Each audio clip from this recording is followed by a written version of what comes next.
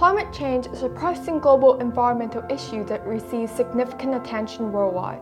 Efforts to address climate change are being made by countries across the globe, with each country working diligently to find solutions. Currently, developed countries have achieved high level of economic development, completed urbanization process, and improved their social infrastructures. Heavy industries and other high-carbon industries have gradually shifted to developing countries. As a result, the carbon emissions of developed countries are on a downward trajectory, following a reverse U-shape. The situation is different for major developing countries. Their carbon emissions are still on the upward trend of the reverse U-shape, as they continue to experience economic growth and industrialization. This creates a global inequality, which developing countries are somewhat caught in dilemma. We believe that developing countries require both economic and technological support from the international community to collectively achieve international climate change goals. The global inequality issue manifests in both economic and technological aspects. Firstly, economic inequality plays a crucial role. Developing countries face the challenge of unequal capabilities due to their lower levels of economic development. These nations often find it difficult to prioritize immediate emission reduction, as they must balance the need for economic growth and improving the life of quality for their citizens. Moreover, developing countries typically have lower gross domestic product and weaker social welfare systems, exacerbating wealth disparities and hindering their capacity to address climate change effectively.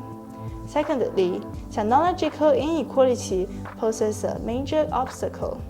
Developed countries impede the technological development of developing nations through various barriers. For instance, they possess advanced waste gas treatment technologies, while developing countries are often limited to rudimentary emission practices. Furthermore, developed countries rely on high-tech industries like semiconductors and aviation, while developing countries heavily depend on agriculture and heavy industries. This uneven distribution of industries based on technology contributes to higher emissions and environmental pollution in developing countries. Next, let's discuss the issue of carbon space.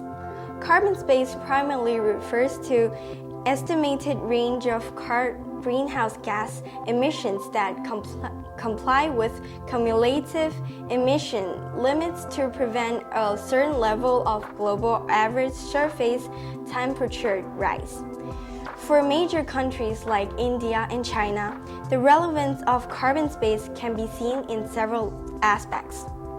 Firstly, India, with its rapid developing economy and the world's largest population, has experienced an increase in carbon emissions. India needs to take measures to mitigate the emissions and adapt to climate change to achieve sustainable development.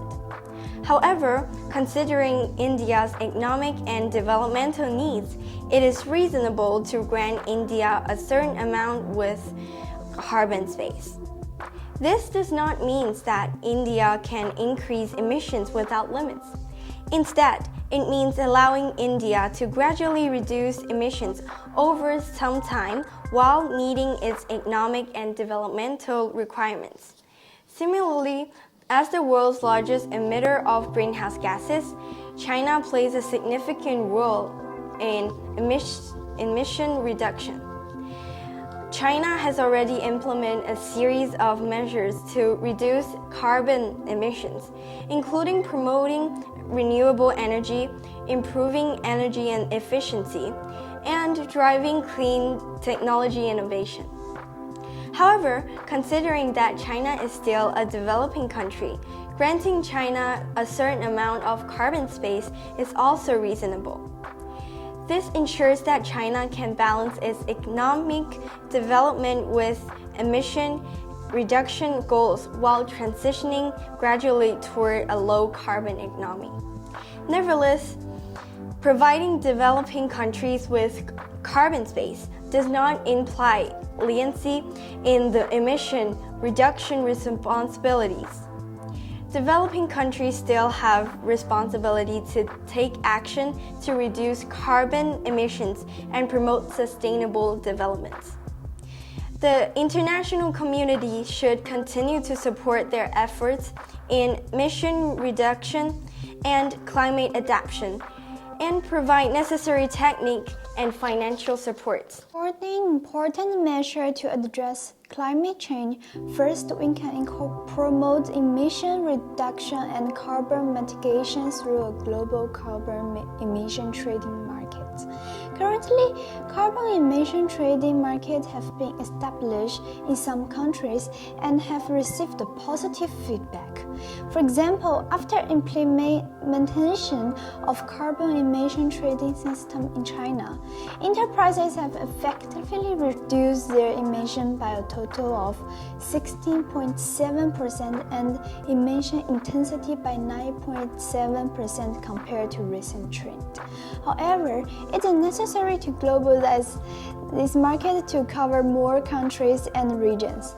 Drawing from the experience of financial stocks markets, we can connect the carbon emission trade market with global financial centers to facilitate border carbon trading and fund flows.